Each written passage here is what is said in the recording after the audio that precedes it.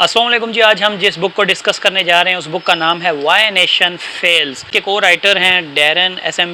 जोलो और जेम्स ए रॉबिन्सन, और इनकी ये लिखी हुई किताब है। और इसमें काफ़ी सारी जो बातें हैं वो बड़ी ज़बरदस्त बातें हैं, जो नतीजा मैंने अख़ज़ किया और जो मैंने समझा है मैं आप लोगों के साथ वो शेयर करने जा रहा हूँ। इस किताब के अंदर सबसे पहले तो वही बातें की गई हैं जो हमने इशरत हुसैन की एक बुक पर रिव्यू दिया था, गवर्निंग अनगवर्नेबल। उसमें आपको बताया गया था कि जो सियासी वाबस्तगियाँ होती हैं और जब मेरिट पर फैसले नहीं होते, हर इदारा तबाह होता है, तो फिर ज़ाहिर है फिर वो जो कौमों का ज़वाल जो है वो शुरू हो जाता है। और फिर इसमें इन्होंने सोवियत यूनियन की जो है वो मिसालें दी, सोवियत यूनियन की मिसालें दी कि कैसे जब उन्होंने अपने लोगों को जब नवाजना शुरू किया तो फिर बल्ले बल्ले हो गई। तो इसी तरह की चीज़ें जो है वो इसने पहले मरहले में बताई हैं कि सबसे पहले मेरिट होगा तो आगे काम चलेगा। फिर उसके आगे इन्होंने डिस्कस किया है कि किस तरह जब कौमें तामीराती कामों में आगे बढ़ चढ़ कर हिस्सा नहीं लेती। मिसाल के तौर पे आज से 10 साल पहले अगर हमारे पास लैंडलाइन था तो आज हमारे पास एंड्रॉयड है, आईफोन है। तो इस तरह की चीज़ें जब जो कौमें इन चीज़ों में आगे नहीं जाती, अभी जो मुल्क अभी तक लैंडलाइन फ़ोन पर ही फंसे हुए हैं, सादा लफ्ज़ों में बताने की कोशिश कर रहा हूँ, तो वो कौमें भी ज़वाल में ही रहती हैं, वो कभी तरक्की नहीं कर सकती। फिर वो बहाने डालती हैं, जैसा कि पाकिस्तान है, कभी जोग्राफ़ी लिहाज से बहाने करती हैं, जैसे कि वो हमारे साउथ कोरिया वाले, या फिर वो इस तरह के जो होते हैं ना बहाने के पॉपुलेशन ज़्यादा है इस तरह की। क्योंकि हमारे पास ज़िंदा मिसालें हैं, हमारे पास नॉर्थ कोरिया की ज़िंदा मिसाल है कि उनका जोग्राफियाई ख़त्ता कितना जो है वो गलत है, मतलब उनको किसी किस्म का कोई फ़ायदा नहीं है, लेकिन वो फिर भी आज साउथ कोरिया से आगे जा रहे हैं। इसी तरह हमारे पॉपुलेशन में अगर देखें तो हमारे से बांग्लादेश आधा था, तो वो भी हमसे आगे जा रहा है। फिर हमारे इधर इंडिया हमसे पॉपुलेशन में 10 गुना बड़ा है, लेकिन वो भी हमसे तरक्की में आगे जा रहा है, हम उधर के उधर ही हैं। तो उसकी वजह ये है कि हम लोग सिर्फ़ और सिर्फ जो है डीले बहाने कर सकते हैं, हम लोग आगे बढ़ना ही नहीं चाहते। और अभी तक हमारी मिसाल वही है कि अभी तक हम लोगों के हाथ में जो है वो लैंडलाइन है।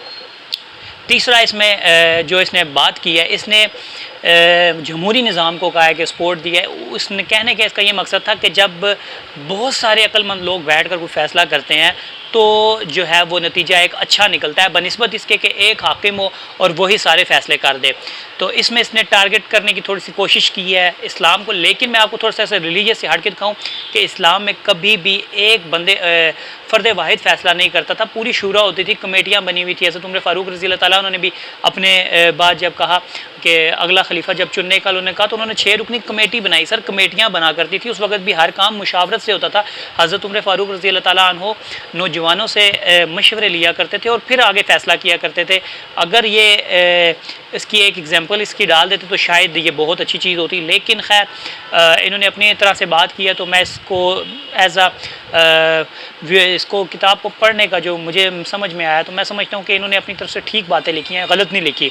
तो इन्होंने ये बात की कि जब जमहूरियत के फ़ैसले होते हैं तो वो मेरे ख्याल से इनकी बात ठीक है कि सलाह मशवरा करनी चाहिए। वैसे भी अभी पाकिस्तान में कहने को जमहूरियत है, लेकिन फ़ैसला एक ही शख्स कर रहा होता है।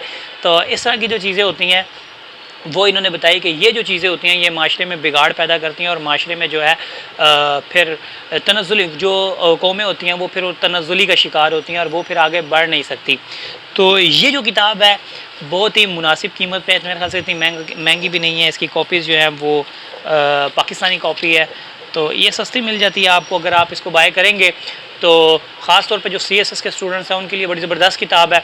और जो लोग ऑलरेडी मेरे ख्याल से पढ़ रहे हैं इशरत हुसैन की किताब गवर्निंग अनगवर्नेबल, तो मेरा नहीं ख्याल कि उनको ये किताब जो है वो फिर बाय करने की ज़रूरत भी है, क्योंकि इसके अंदर तकरीबन जो हिस्सा है वही वाला है।